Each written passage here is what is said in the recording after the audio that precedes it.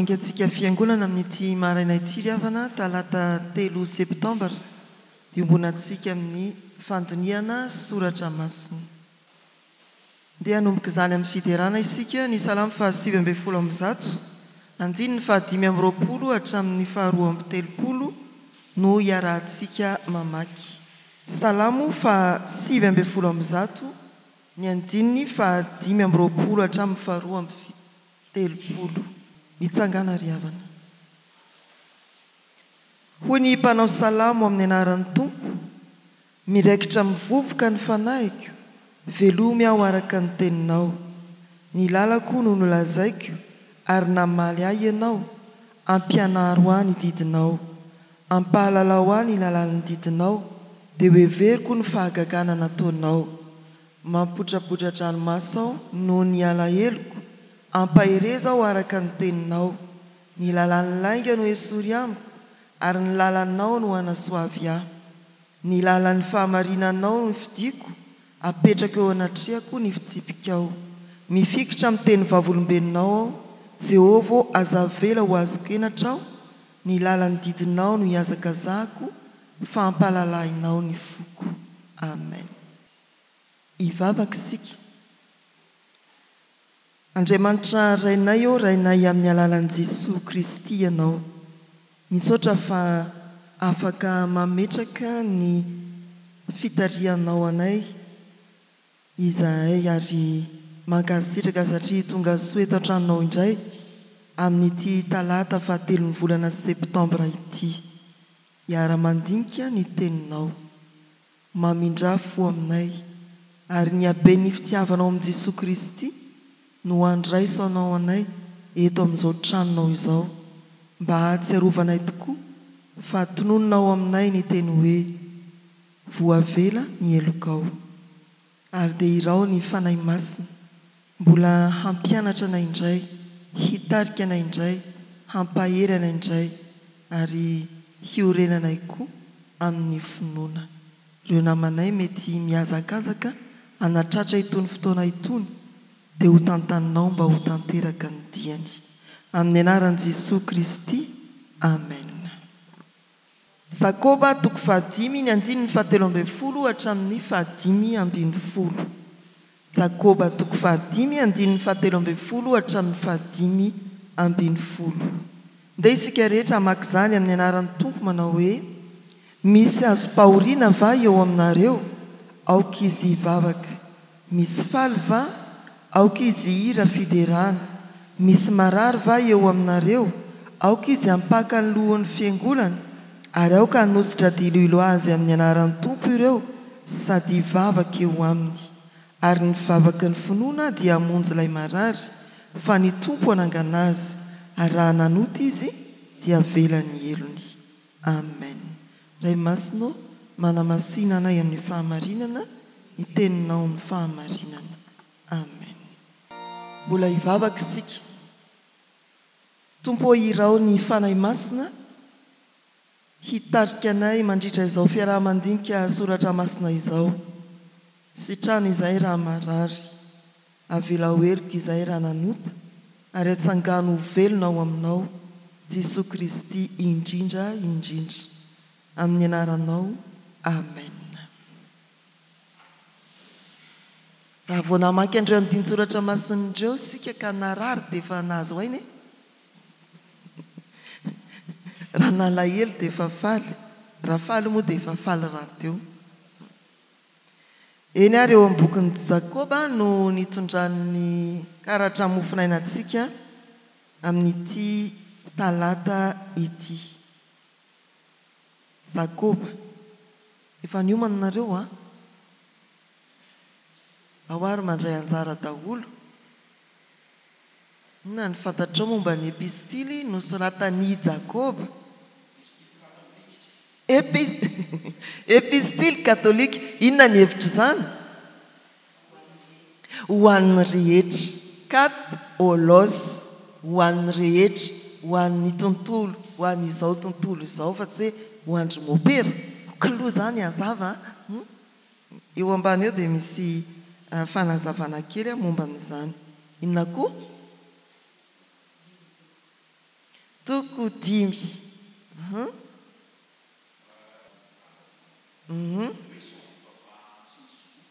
Mamangany kamboty sy ny mpitondra tena tamin'ny farany volana iny fa nataontsika koa tamin'ny akatoka ho an'ny volana aogositra, akatoka tamin'ny volana jolay dia perikopa tamin'ny farany volana.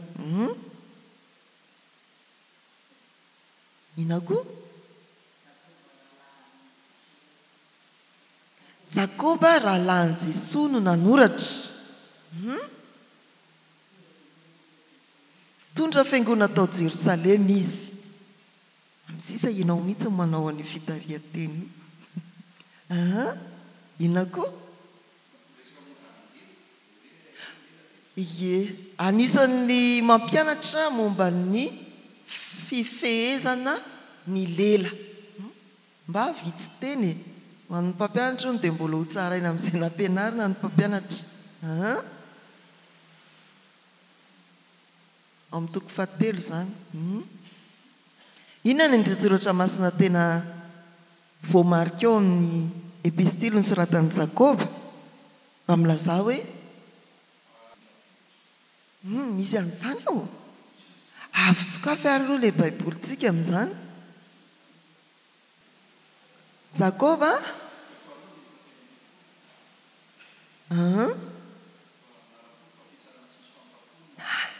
masika be masika be. Fitsarana tsy misy famindram-po no anjaran'izay. Aza mbaly tsy mamindra fo aman'olona ihany fa andrasan'ny fitsarana tsisy famindram-po ianao. Iresaka an'izany ty anjara mofinainantsika ty rehefa any amin'ny 9:10 any. Inona koa? Raha tsisy asa. Misy anankiray izay mba tena tiako iloka ny vavanareo. Fankatoavana ahoana? Aoka mba tena hita hoe sekoly alahady misy olona miteny io. Aoka ho mpankatò ny teny ianareo fa tsy mpiaino. Aiza no misy an'izay?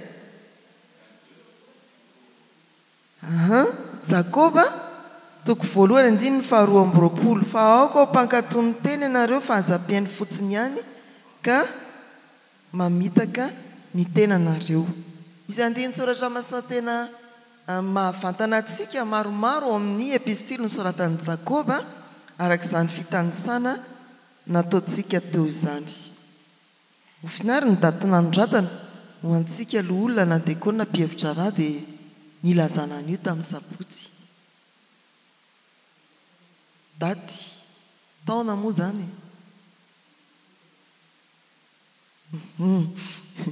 Ny epistily nosoratan'i Jakoba dia heverina ho voasoratra manodidina ny 50 hatramin'ny 12 taonan'i Kristy. Misy tsy atao hoe fifandirana fa misy hevitra maromaro ao. Ny antony manodidina ny 50 dia satria ny hoe teo no tena ny fantohan'i Jakoba tamin'ny fitondram-piangonana. Ny antony 12 dia tany hoany ny fahafatesany martiora ka taloha kely ny fahafatesany martiora. Zay zany no antondreo daty mampisalasala ireo fa ho an'ny tantara moa ho an'ny mpanao tantara dia ao anatin'ny 10 taona ohatrany hoe herintaona ihany. Zay ny fandiniana amin'ny lafin'ny tantara. Dia inona ary ny fanampiny? Nosoratan'i Jakoba ny epistily. Araka nambarana matsika teo dia voasokajy ao anatiny atao hoe epistily katolika ity epistily ity hitantsika eo amin'ny toko 1:1 ny filazana ny amin'izany. Hoy ny soratra masina amin'ny anaran'ny Tompo, Jakoba mpanompon'Andriamanitra sy Jesosy Kristy Tompo mamanga ny firenena 12 monina any am-pielezana. Natao ho an'ny rehetra ny epistily, ho an'ny ohatra hoe nosoratana ho an'ny Romanina, soratan'i Paoly ho an'ny Romanina dia ho an'ny kristianina tao Roma. Fa raisitsika foana moa hivelomantsika kristianina ankehitriny. Ny epistily katolika dia mitodika amin'ny fiangonana maneran-tany tsy ankanavaka. Tsisy hoe nosoratany Jakoba dia ho an'ny fiangonana tao Jerosalema fa indrindra raha ny fitariana eo amin'ny toko voalohany andiny voalohany dia ho an'ny ampielezana manerana ny firenena 12. Eny ary inona koa no mbola azo lazaina ny epistily nosoratany Jakoba dia manakaiky kokoa ny fiangonana katolika. Raha ho antsika protestanta dia ny epistily nosoratana ho an'ny romanina no manavanana na atao hoe ifotorantsika. Araka ny tantaran'ny fiangonana moa dia ny epistily nosoratany Paul ho an'ny romanina no tena loharanona ny vozana ny fanitsi-pivavahana. Tao amin'ny romanina no tena nanivozana ny fanitsi-pivavahana. Ina no mahatonga ny hoe akaiky kokoa ny katolika ny Jakoba ary akaiky kokoa na ifotoran'ny protestanta kokoa ny romanina. Fantatsika fa ny romanina dia misy ilay teny hoe ny marina amin'ny finoana no velona, mivoya ny fototry ny famonjena ny finoana. Fa ny epistily nosoratany Jakoba rehefa manaraka ny soratra Jakoba isika dia mahita hoe araka voalazana namantsika teo tsisy dika ny finoana ary tsy misy asa. Dia tena zany mihitsy ny an'ny katolika ny asa ny azy ny mavesa-danja. Ho antsika protestanta ny finoana no tena fototra. Fa rehefa ampifamenonareo satria ny baiboly manontolo ny veloman'ny fiangonana fa tsy mitsipotsipo nysika hoe ny anay romanina ihany na ny anay Jakoba ihany na ny en'ny sasany apokalipsy ihany na ny en'ny ihany na testameta taloha ihany. Fa rehefa amin'ny baiboly manontolo no atambatra dia milaza zany fa tsy misy azo amavanana na ny finoana na ny asa. Azonareo tsara? Eny ary izay ilay momba ny hoe epistily anakaiky katolika ny Jakoba. Fa ny mpanoratra voalaza namantsika teo dia i Jakoba. Iza moa ity Jakoba ity? Tondrina hoe ilay marina izy na koa i Paul dia milaza azy hoe ilay andro ny fiangonana. Voalazany soratra masina fa rahalan'ny tompo i Jakoba. Ao amin'ny Matio toko 7:5-5. Hitantsika amin'ny taratasy eny am-pelatanantsika. Ny Marka toko 9:5. Dao aloha mba ovakitsika kely dia rahana fanazavana foy ny filazana ao amin'ny Matio toko 7:5-5. Dao mba misy anankiray mamaky 13:55. Ao Jakoba rahalan'ny tompo hoy io andinin-tsoratra masina io dia raha mamaky koa isika ny Marka toko 9:7 voalaza io dia tsy hafa noho izany. Rahalan'ny Jesoa ahoana moa? Zany hoe zandrin'i Jesoa zany izy. Jesoa ny lamatoa.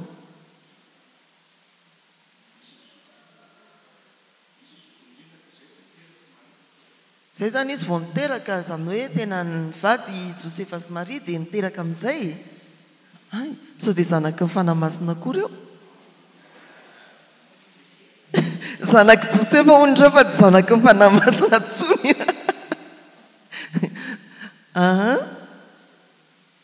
Raha io soratra masina io no tsonga itsika dia ahitana tokoa hoe rahalany Jesoa i Jakoba.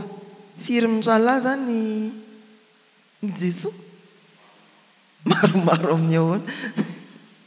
Firy? Efatra ny ralany dia izy. Firy mindralahy izy? 5. Fa misy milaza koa amin'ny soratra masina ilay Marka teo hoe ny anabaviny.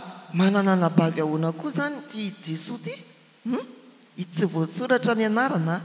Fa ny mpandinika dia milaza hoe ireo olona voatanisy ireo lazaina fa rahalany nanabaviny dia totaizany Josefa sy Maria zanakavany. Fandinian'ny mpandinika hafa zany fa nefa koa dia misy koa mpandinika milaza hoe tena nateraka Josefa sy Maria ireto rahalany reto. Ny ankafa moa ny anabaviny tsy voalaza. dia na inona moa zany a rehefa tambatra ny soratra masina zay foantsika rehefa mandinika soratra masina atambaro ny manontolo mba hahafahana maneho ny hevitra tena izy. Rehefa tambatra zany ny soratra masina dia milaza hoe rahalan'ny tompo i Jesosy. Zay hoe zanak'olo mirahalana, zanak'olo mpianadahy na inona avela ho any iny. Fa amintsika malagasy na zanak'olo mpianadahy dia niteraky ny vavy teraky ny lahy fa anadahako foana izy na raha vaviko foana izy rehefa zanaky ny raitapo. Zay ny foto-kevitra tatsinanana ary jios eto no resahana. Azonareo ve rahalany foana iny zany na zanaky ny raitapo na inona dia ajantsika eo iny fa Jesosy Jakoba dia rahalany Jesosy tompo. Tondra fiangona tao Jerosalema izy hoy ny namantsika teo dia ny taona 720 hatramin'ny 290 taonan'i Kristy. 720 290 taonan'i Kristy. Firy taona teo zany izy nitondra fiangona tao Jerosalema? 410. Efa nanaovana inona zany raha amin'izao fotoana izao 10 taona fiaramiasa. 410 taona izy nitondra fiangona tao Jerosalema. Dia hitantsika moa ny asany ao amin'ny asan'ny apôstôly manomboka eo amin'ny asan'ny apôstôly toko 220. Tany saina ao amin'ny taratasy io ny ahitana ny fitantarana momba ny asan'i Jakoba tao amin'ny fiangona tao Jerosalema. Fa izay nampiavaka indrindra any Jakoba dia ny fijoroany nandray anjara fitenenana tao amin'ny atao hoe fivorim-piangonana voalohany. Raha atao hoe amin'ny androntsika izao dia ny synôda lehibe na ny konsily tamin'izany. Konsily voalohany tao Jerosalema izay ny adikevitra na ny fanakalozana hevitra ny amin'ny famorana ny jentilisa. Jiosy mantsy dia nanao hoe tsy tafiditra ao amin'ny famonjena ny jentilisa na nandray ny Jesosy azy. Resy lahatra ny filazantsara ny Jesosy maty sy nitsangana tamin'ny maty aza fa tsy maintsy foranitra eny vao afaka isitraka ny teny fikasana. Izay ilay ady hevitra. Rehefa nitsangany Barnabasy sy Paul nandray fitenenana hoe okitsinareo. Asan'ny apôstôly toko 10 zany raha mamaky sika fa nanehoan'Andriamanitra fahagagana ny jentilisa. Dia hoy ny soratra masina hoe rehefa tapitra ny teny Paul sy Barnabasy dia nitsangany Jakoba. Inona ny lazainy? Rahalahy. Izao ny lazaiko anareo ny soratra masina dia manao hoe namarininy tamin'ny soratra masina ny heviny ny fandraisam-pitenenana izay nataony. Ary ny fehi-teniny dia hoe ataovy ny rakitsoratra alefaso soratana ny anisam-piangonana fa tsy ilaina ny famorana. Ampy ny famonjena vitan'i Jesosy teo amin'ny azo fijaliana. Zava-dehibe io ao antsika mpievitra raha na mpivory mpanapa-kevitra dia tokony hoetreretsika mihitsy hoe ahoana ny hijoroko hilaza ny hevitra ka tsy hoe hiteny arak'izay mety mameno ny foko fa hiteny indrindra mifototra amin'ny soratra masina, miorina amin'ny soratra masina. Avadibadio tsara impito ny lelanao melohan'ny tenena hoe araka ny soratra masina ve zany hevitra zany. Fa teo dia nandresy ny hevitra Jakoba ary raha tsy nisy zany ny fijoroan'i Jakoba dia natao inona ianao sy za? Natao inona ianao sy za? Tsy maintsy miforana aloha. Zay vao lazaina fa voavonjy. Ohatra zany hoe olona efa 50 taona vao hanao katekomena androany zany ny famorana faobe fa raha tsy nijoro Jakoba dia tsy maintsy niroso tamin'izany. Zay rehetra lazaina fa resy lahatra ny filazantsara. Mba tena tady dio mihitsy zany andraikitra ngezabe nataon'i Jakoba ho antsika jentilisa zany hoe tsy moramora nge. Raha ohatra ka tsy nijoro tamin'io anjara fitenenana io Jakoba tao anatin'ny fivoriana. Dia andao ary sika zay ny momba ny mpanoratra fa inona ny antony nanoratana nyity epistily ity? Inona no antony nanoratana ny epistily nosoratan'i Jakoba? Nanino ny Jakoba nanoratra? Ianareo zay teo tamin'ny sabotsy dia tokony ahavaly an'izany fanontaniana izany. Dia ny antony nanoratana ny epistily ity dia hoe Jakoba dia ao amin'ny Jakoba ny tsinjery mofinainantsika. Inona ny antony nanoratana ny epistily?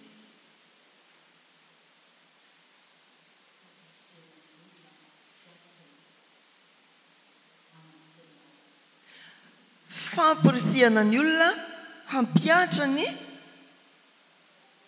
soratra masina, ny tenin'Andriamanitra, hiaina ny tenin'Andriamanitra. Anisan'izany. Fa manizy ny hampirisihana hiaina ny tenin'Andriamanitra? Izay ilay antony. Ny antony izany dia miankina amin'ny zava-nisy izay foana sika rehefa mandinika soratra masina. Io ny soratra masina, inona ny zavatra nisy manodidina an'io soratra masina io.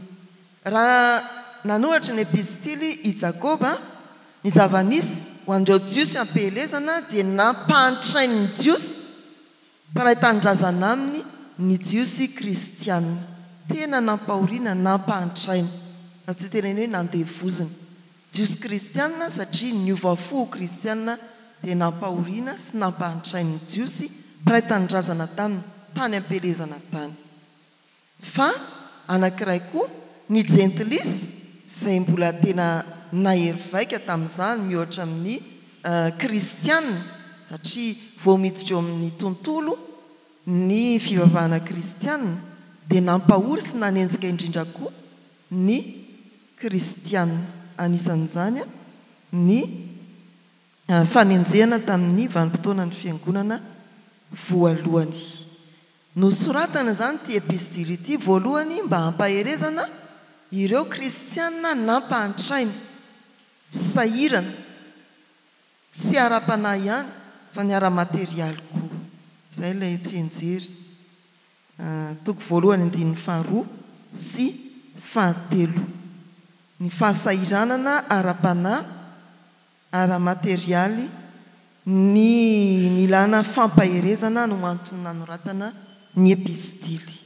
Dia hitantsika ireny ao anatin'ny taratasy moa zany ireo faritra ao anatin'ny epistily milaza fampaherezana mahakasika an'izay fampahantrana sy fahasahiranana samihafa izay. Voamariky ny teny mandidy tsy latsaky ny 450 ity epistily ity. Raha ny mofinaina eo ambany masontsika fotsiny dia ahoana ny teny mandidy ao? Aoka. Tsy aoka amin'ny mpanao loto akory zany. Misy azo pahoriana va eo aminareo? Aoka izy hivavaka. Aoka izy hira fiderana raha misy faly. Misy marary va? Aoka izy. Misy teny mandidy maromaro. Aoka ho mpankatoa ny teny. Dia mba ataovy enti-mody ane zany fa hoy ny mpiteny indraindray aza atao hoe mody entina. Fa ataovy enti-mody mba hisao tokoa hoe ny teny mibaiko ato anatin'ity epistily nosoratan'ny Jakoba ity. Toko 5 monja ireo dia mba miendrika kely ianao amin'izao faraparan'ny vakansa izao na rehefa alina alohan'ny atory dia iny zany ireo mioaka ho azy eo ianao dia mba iny zany fanafody fampatoriana. Tonga teo amin'ny 50 ianao dia natory. Manamarika ny epistily nosoratan'ny Jakoba koa ny fiovana foto-kevitra tampoka rehetra tsisy fitohizan-kevitra ny epistily Jakoba. Resahany aloha momba ny fiantranany mahantra, dia resahany momba ny lela, dia resahany momba ny fomba ny mpanan-karena ao am-piangonana, dia resahany indray eto amin'ny mofinainantsika tolo-kevitra ho an'ny marary. Hevitra be dia be miparitaka zany no hitantsika ao amin'ny epistily nosoratan'ny Jakoba. Ary ny farany dia ny epistily nosoratan'ny Jakoba dia anisan'ny epistily miadi-kevitra be indrindra ny ampidirana azy ao anatin'ny Baiboly. Izany hoe nanahirana ny mpanao ny kanona na ny nanahirana teo amin'ny atao hoe kanonisationna ny epistily nosoratan'ny Jakoba. Ny adi-kevitra hoe atao ao isa tsy atao ao fa izy tafiditra eo. Tsy moramora zany hoe isany io sa tsy isany. Ny sisan'ny boky ao anatin'ny Baiboly moa dia antson'ny mpandalina ny hoe boky apôkrify. Misy ny hoe epistily nosoratan'i Thomas, raha makany amin'ny TPM Ambatonakangina reo dia mahita an'izany. Fa tsy tafiditra tao anaty kanôna zany. Azonareo hoe tsy tafiditra tao anatin'ny fandaharana ny boky ho isan'ny baiboly zany dia izay ilay atao hoe boky apôkrify. Dia afaka mandinika an'izany sika ny tantarany ny soram-piainan'i Jesoa, biografia hoy ianareo amin'ny teny frantsay. Soram-piainan'i Jesoa misy milaza hoe ny lalao vorokely izy sisa. Epistily nosoratan'ny apôstôly hafa zany. Tsy ilaina amin'ny fanamafisana na fiorenam-ponotsika dia tsy tafiditra ao anatin'ny kanôna. Ndahoary sika izay ny ankapoben'ny boky ny Jakoba somary ny velaberarina kely hatria fo ihany moa reto andininy ato anatin'ny mofinaina izay adiniantsika. Io ny drafitra ndianako maimaika fotsiny mba tsy andaniana fotoana. Ny rairay dia fiarabana. Tatsika fa toko 5 nefa misy fizarana 5. Raha amin'ilay dika teny fahenina izy dia ohatran'ny fizarana 5. Fa mbola amin'ny sasany ary tonga ny amin'ny fizarana fa 17 io fa ity no ndraisina. Izay foana ny averiberina antsika hoe ny mpandinika dia samy manana ny fomba izarany ny boky anankiray. Fa afaka misafidy tsika ny drafitry ny boky moa zany dia manolotra antsika ny fototrevitra ankapoben'ny boky. Ahafahantsika mahazo sady hoe ay ity anjara perikôpa ity zany dia zao ny foto-kevitra ankapobeny ao.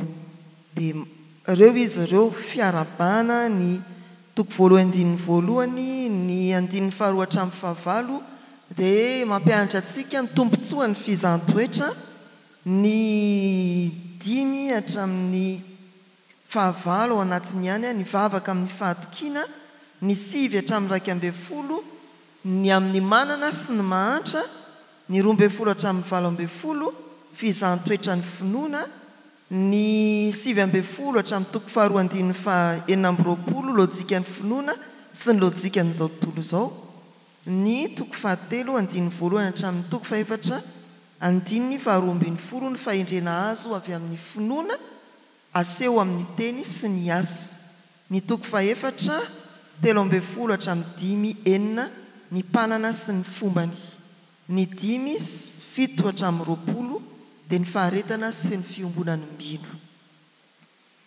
Zany hoe eo ambany eo misy hoe famaritana ny texte.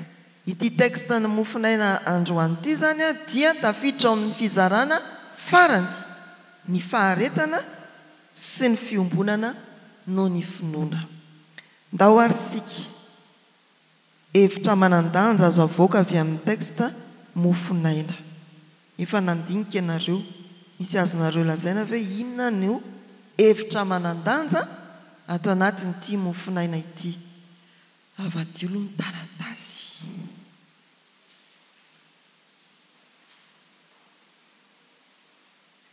Izy aloha ilay nandinika fa sao dia ny diso fanantenana tsy isy nandinika. Fa nisy nandinika talohan'izao. Ny fiainam-bavaka misaotra. Foto-kevitra manandanja ato dia ny fivoizana ny fiainam-bavaka.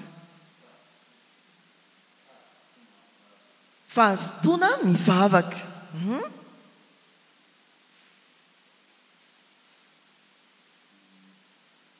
Iny ary mba tsy andanitsika fotoana dia andaotsika keo amin'ilay 3 telo ray. Vavaka amin'ny fotoana rehetra sy ny trangan-javatra rehetra. Misy azo pahoriana va, misy faly va, misy marary va. Misy ny loha rehefa salama dia tsy mahatsiaro mivavaka mihitsy. Misy ny loha rehefa faly dia maninona? Lasa izy makany amin'ny baibasy mandamy vola fa tsy mba manao raky mpisaorana aty am-piangonana. Afa-panadinana tondray dia tondrahana tokoa moa zany. Fa tsy nahatsiaro hoe ndeha hisaotra an'Andriamanitra tompony saina. Mahavarinina izany. rehefa tsy afa-panadina eto ambavaka paherezo re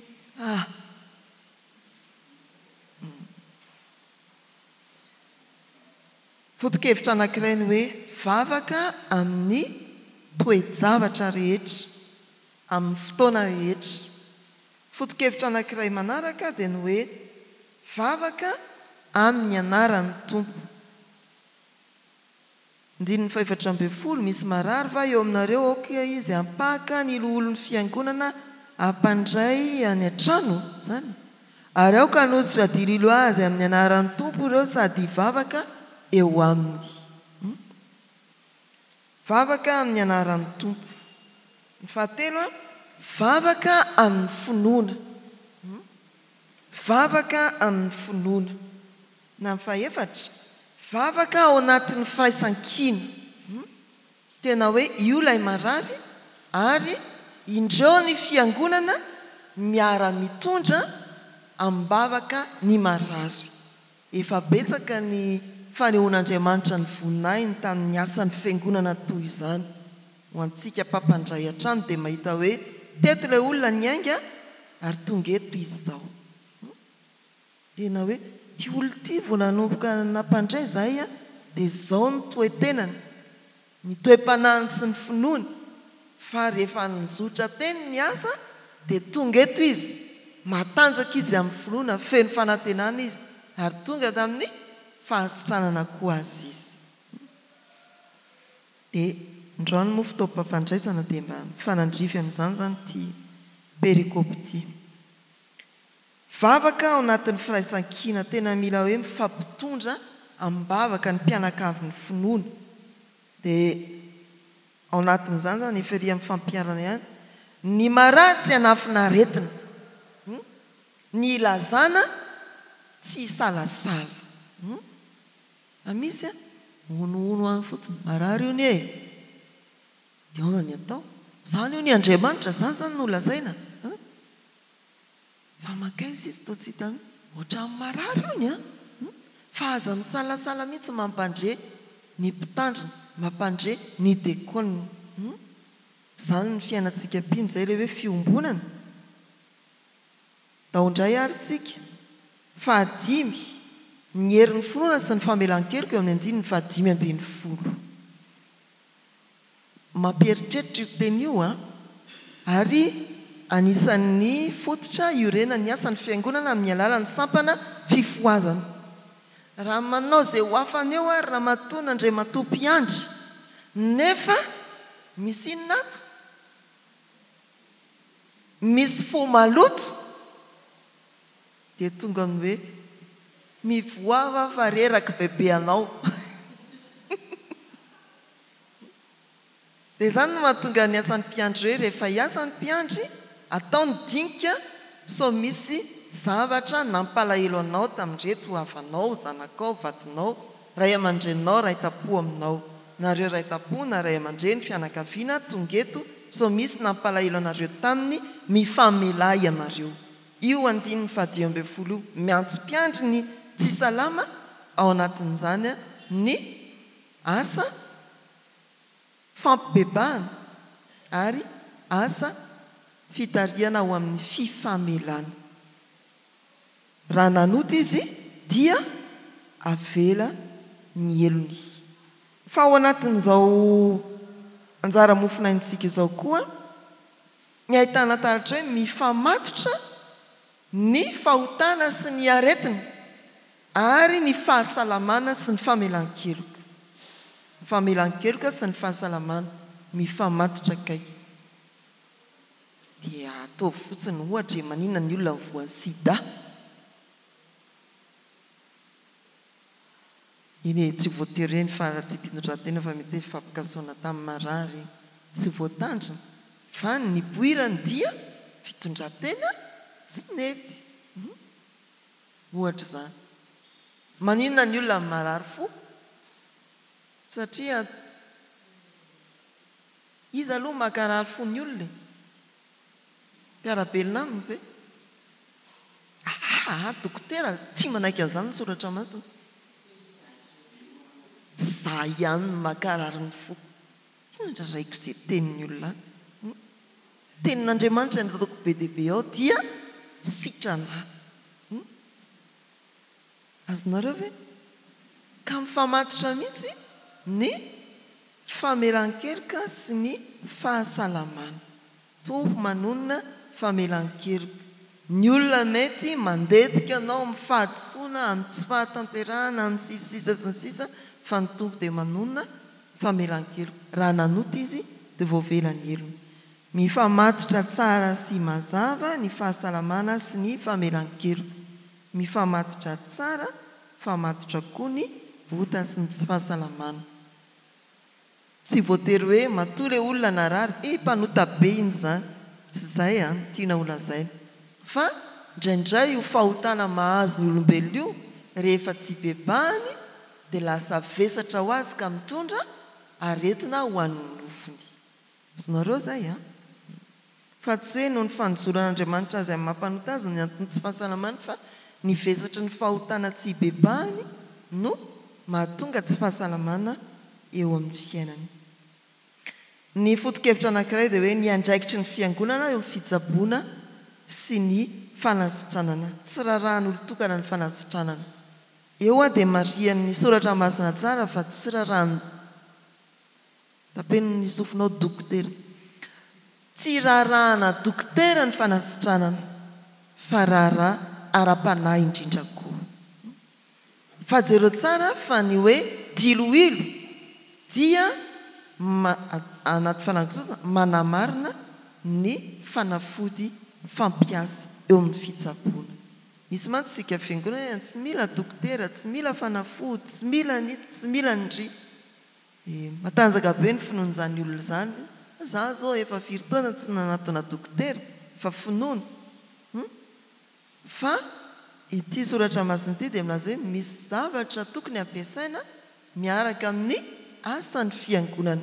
Izany no mahatonga ny fiangonana hiezaka hanangana toeram-pitsaboana.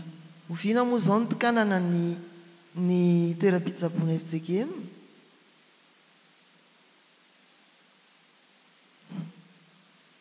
Oviana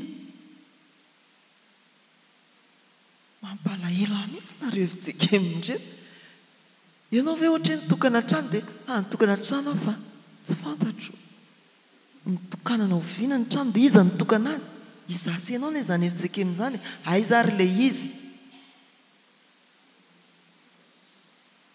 Andriamanitra, inona ary mahafiangonana isotro fitiavana antsika? Raha isika ny tsy halalan'izany dia halalan'izany ve ny any Vangaina sy ny Eza? Eny Ambohipotsy tamin'ny Alahady herinandro lasa, azonareo ve nanokanana ny toeram-pitsaboana FJKM trano gasy izay izy eo Ambohipotsy. Za tsy tany fa rehefa tsy tany hoa dia mba harao ny vaovao. Za tsy mihaino radio nareo, tsy mijery Facebook nareo, tsy manino nareo, tsy manino. Dia eo vahiny eto Jerosalema eto. Dia eo dia marary dia mbola ho any amin'ny klinika anakady fotsy ihany nefa manana. Azonareo ve? Zay nge io tsy fanajantsika antsika, tsy fahalalantsika no mahatonga antsika fa efa manana sika riavana eny Ambohipotsy fa tsy any akady fotsy. Samy fotsy zany ireo indray aloha miaka-piakarana be. Mihetsika ihany ny aretina makany. Zay. Dia zay no mahazava-dehibe ny fijoroany ny fiangonana eo amin'ny setry ny fitsaboana fa tsy hoe zay dia tsy mila manangana an'izany satria ampy anay ny finoana. Ozy indray ry zareo teny amin'ny Coliseum tamin'ny fotoana isy reny tsy hanangana dispensaire zany fa ny azy tonga dia mametra tany ihany tsy mila diloilo, tsy mila fanafody fa isika dia miara-miasa amin'ny mpitsabo ary manao zava-dehibe ny vavaka mba hiasan'Andriamanitra anatin'izany fanasitranana izany. Ndreto ary ny fampiarana 7 evakina mitsoridrika. Aoka ho feno vavaka isika na mora na misarotra. Foana moa zany ampianarin'ny mpitandrina hoe manaova re raha mpisaorana fa aza ataon'izany fararako izany. Misy fararako izany ve ao misoratra ao amin'ny Baiboly? Inona no havaliko an'i Jehovah no ny sorehetra nataony tamiko. dia hoy nareo hoe tsy soa le fahafatesana ny zavatra rehetra miara-miasa azo za zany dia te hanova mihitsy hoe rakom-pisaorana atao fa azo ataon'izany fararako tsy baiboly zany fararako zany fa raha mbola anao an'izany moa nareo raha misy fahoriana tsy maninona fa mbo miteny ihany aloha fa izay moa zany teo amin'ny tantara dia fararakitra zany hoe manao rakitra faran'izany ilay maty fa ny fianakaviana velona dia mankasitraka ny tompo no ny fisiny ny olona iny mankasitraka ny tompo no ny fitiavany mankasitraka ny tompo ao anatin'ny fizahany toetra feno vavaka isika na morana amin'ny sarotra inona ny manaraka aza maivana ny fampaherezana ny marary ara-panasy ara-batana ry fiangonana malala rehefa misy olona mampandrefa tsy salama aza miandry ny rapitso dia mangovitra mihitsy rehefa misy olona pastera marary aty amin'ny hôpitaly dia tsy maintsy mandeha satria maninona sao dia rehefa avy eo iny vao hoe matengisy pastera dia ho aiza dia ahoana ozy ny tompo mantsy ianao natsona dia nivarako ianao ary Jesosy natsona tamin'ny Lazarosy mbola nampiandrika izay ny havaloko fa tamin'ny anankiray izy perikopa tamin'ny lahy dia ho avy aho alasitra anazy fa ataovy zava-dehibe ry havana ny fampaherezana ny marary efa manga marary ianao dia aza eritreretina fotsiny hoe ny ara-batana ny ampitony ny fanaintainana fa hitantsika ny 19 mampianatra antsika hoe tsinjovy ny ara-panahy aza donoina ao anatin'ny tonom-bavatsika mamanga marary ny fangatahana famelan-keloka ao an'ny marary fanasitranana fototra sady voalohany tsy azo dinganiny iny tsy isy fanafodiny iny afa-tsy ny rano Jesosy ihany voateniteny eto foana moa dokotera fa ny pastera koa manao tinitinina ny azany dokotera ino ny fototra fa nao totofa ny dokotera fanafody aza le olona kanefa mbola ao amin'ny ao ny fahotana tsy hibebahany dia sahirana ny dokotera sahirana ny mpianatra ataovy zava-dehibe ny vavaka fangatana famelana ho an'ny marary amafiso hatrany ny fadokitsika n'Andriamanitra amin'ny toe-javatra rehetra mitrango eo amin'ny fiainantsika marary faly ary azo-pahoriana sy ny sisa amin'ny zavatra rehetra mitrango eo amin'ny fiainantsika dia ataovy hanamafiorina ny finoantsika ireny izany moa zany no azo ampifandraisana loha hevitry ny perikopa amin'ity anjara mofinain'ity amin'ny zavatra rehetra mitrango amin'ny fiainantsika dia ataovy toe-javatra hanamafiorina ny fiombonantsika amin'Andriamanitra ny finoantsika an'Andriamanitra ny zavatra rehetra aoka mafisina ny fiombonam-po amam-panahy ny mpianakavy ny finoana aza misalasala raha tena miombona isika madio fo isika ao anatrehan'ny tompo tsy misy mihitsy hoe karaha mampandre azy ao dia rodorodo eto amin'ny fiangonana efa ianina mihitsy nge nanao an'ity aretiny ity misy manao an'izany oka tsika tsy tiako raha ohatra ka hoe miantso fiangonana dia iny ihany ny dekona fahamangy mba tsy teneko hoe iny pastera fahamangy aza mampandre amin'ny pastera aza hitako ne ka izy zany fa izay mihitsy ry havana ny zavatra takian'izao soratra masin'izao dia hoe amafiso ny fiombona po amam-panahy ny fiangonana manoloana ny trangan-javatra eo amin'ny fiainantsika andavanandro misy mariazy tongava daholo ry fiangonana ndry raha tsy voasa amin'ny sakafo ihany tsy tonga any fa ataovy hoe tena tonga daholo sika ny mariazy farany teo dia be dekona be mihitsy indraindray dia rosy telo ny dekona fa raha tena hoe mijoro vavolombelona ny fiangonana tonga daholo amin'ny androm-pifaliana amin'ny androm-pahoriana dia ahoana betsaka aloha ny rakitra fa lazaina anareo fa niakon'izany eo amin'ny fianakaviana izy zay tsy hibebaka sy tia tombo finoana dia efa mampanontany teny fa raha tonga avokoa isika maneho ny fiombonany mpianaka finoana ao anatin'ny sarotra sy ny mora miasa ary tena miasa ho fahasitranana ho fampiorenana finoana ho an'ny otronitsika izany dia efa nilazaina teo aza-tonoana re ny mangataka famelan-keloka ho an'ny marary izay vanginao dia mizara ny fampizara ao anatin'ny fampitokisana isika pino izy dika leo ao anatin'ny fifampitokisana mahatonga ny olona hidy ao anatin'ny tenany a dia satria tsy matoky anao dia zakaindrery ao ny aretiny ny aretim-pony ny fahasahiranany samihafa fa rehefa samy mifampatoky sika dia fampizara ankitsy-posa ao na Joseline aoka hivelona amin'ny famindrampon'Andriamanitra isika mba ho salama misy dika n'ilay soratra masina hoe ny famindrampon'i Jehova no tsy nahalany ritra antsika dia tena hoe mahaiza misitraka n'izany famindrampon'Andriamanitra izany aza avelanao eny anjoronjorony eny na tonontononina foana ny hoe famindrampon'Andriamanitra tsy nahalany ritra fa hiveloma isan'andro ny famindrampon'Andriamanitra mba ho ravahan'ny fahasalamana sy ny tanjaka ny fiainanao mety mampieritreritra antsika ny hoe diloilo inona moa izany vaoko kosa sa inona fanaotsika ena isika izao azy misoromenaka ohatran'ny baomma fosa fa izany dokotera zay asio diloilo fa ohatran'ny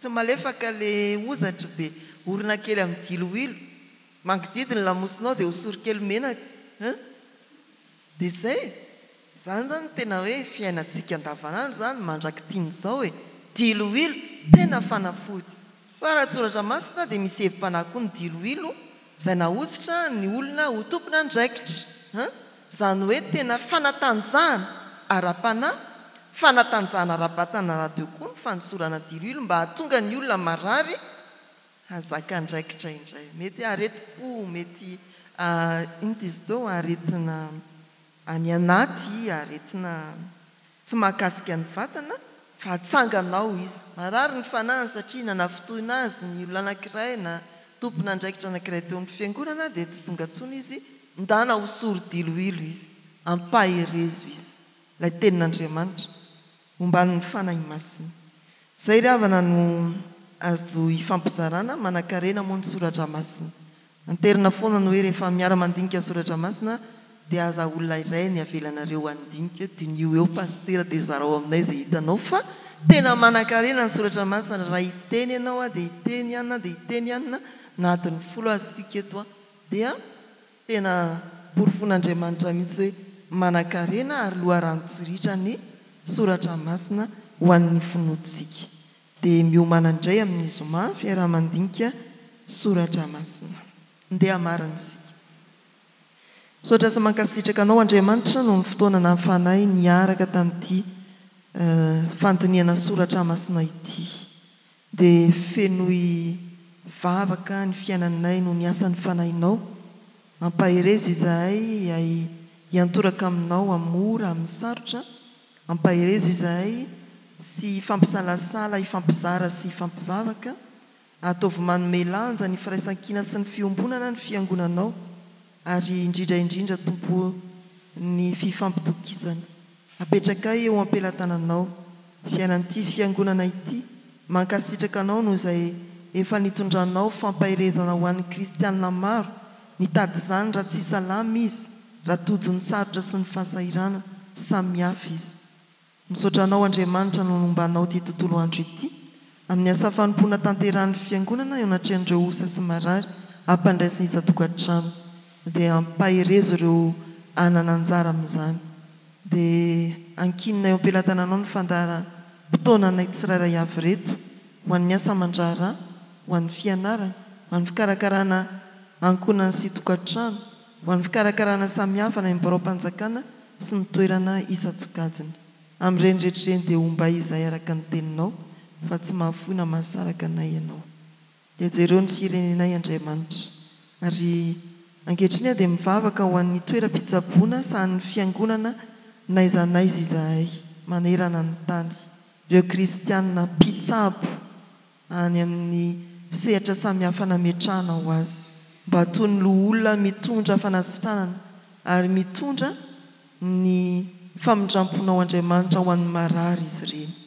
Jesosy Tompo, faly izahay ampiombona ny vavaka ataonay amin'ilay vavaka nampianarinao manao hoe rainay izay ny an-danitra ho amasinina ane ny anaranao ho tonga ane ny fanjakanao atao ane ny sitraponao ety an-tany ho tahaka ny an-danitra meo anay an'io izay anasahaza ao anay ary mamelany elokay tahaka ny namelanay izay meloka taminay aza mitondra anay amin'ny fakapanahy manafahanay amin'ny ratsy anao ny fanjakana sy ny hery ary ny voninahitra mandrakizay. Amen. Raisoary nitsodrano izay tononona amin'ny anaran'ny Tompo. Andriamanitra ho atanteraka izay rehetra tokony ho anareo araka ny hareny amin'ny voninahitra ao amin'ny Kristy Jesosy mandihana miorena amin'ny finoana. Amen. Petraka ianareo.